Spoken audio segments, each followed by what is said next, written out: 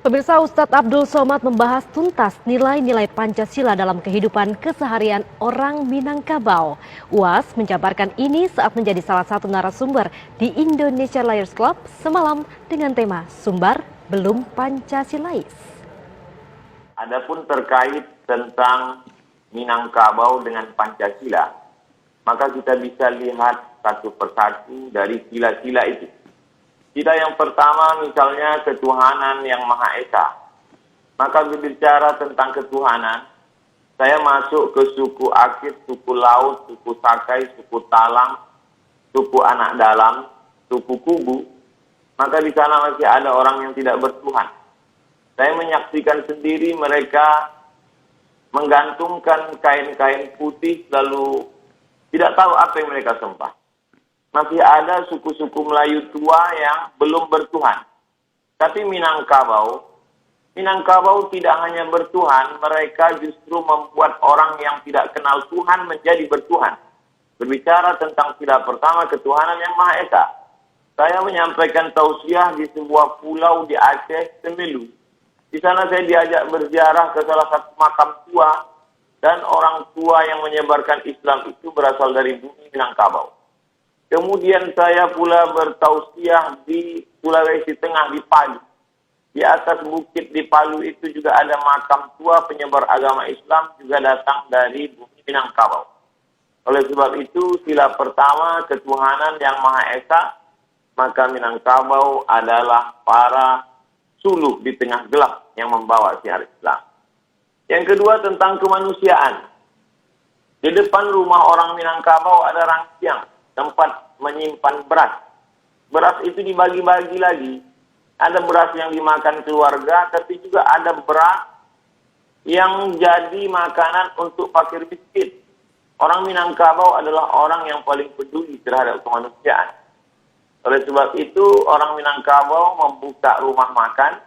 Mereka tidak menganggap pekerja itu sebagai kuli yang digaji, tapi mereka dianggap sebagai saudara yang sistemnya bagi hasil. Karena mereka melihat sebagai kemanusiaan. Itu maka rumah makan berkembang pesat yang hari ini dia menjadi tukang angkat piring.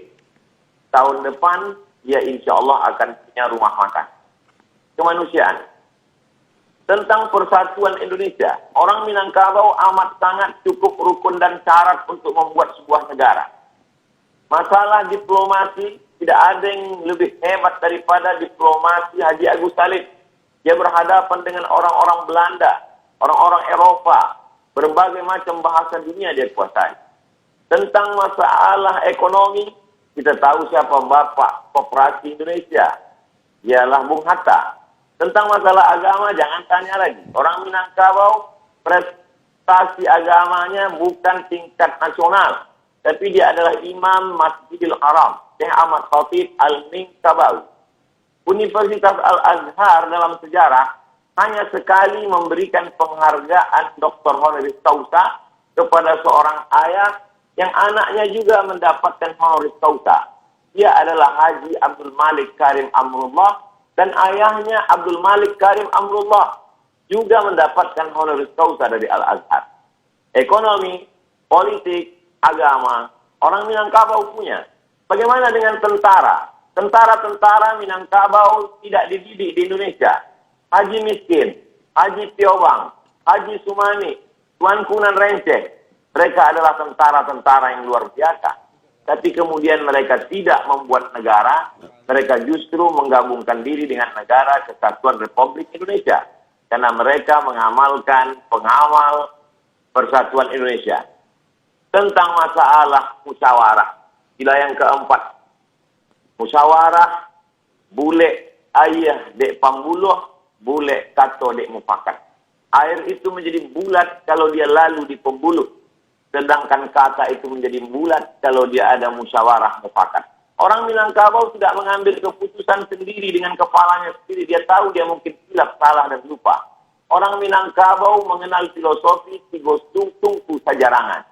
Kalau kita memasak ada 3 tungku di sana.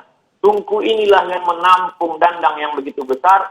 Tungku ini juga yang merasakan panasnya api di bawah. 3 tungku sajarangan, nenek mama, alim ulama, cerdik pandai. Orang Minangkabau berkata, duduk sendiri sampai duduk bersama lapang. Duduk sendiri terasa sempit, tapi kalau duduk bersama terasa lapang. Kenapa demikian? Karena mereka lebih mengutamakan musyawarah dan mufakat.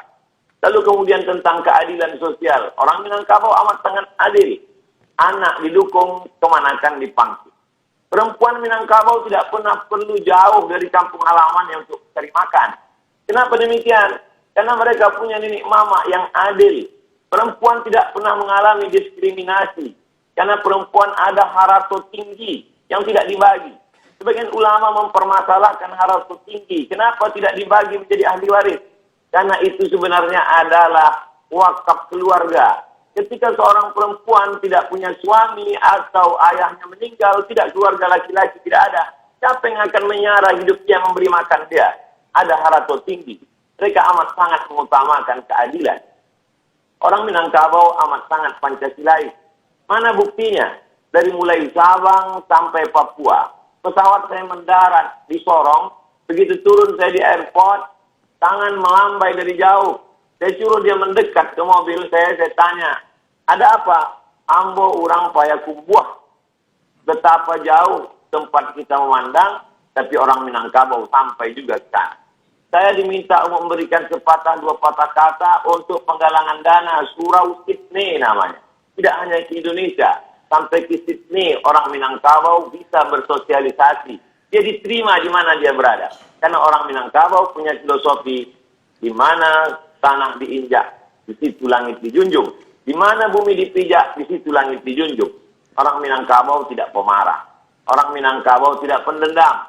Orang Minangkabau bagaimana berdebat hebatnya Muhammad Yamin dengan Buya Hamka. Tapi kemudian sebelum meninggal dunia, apa kata Muhammad Yamin?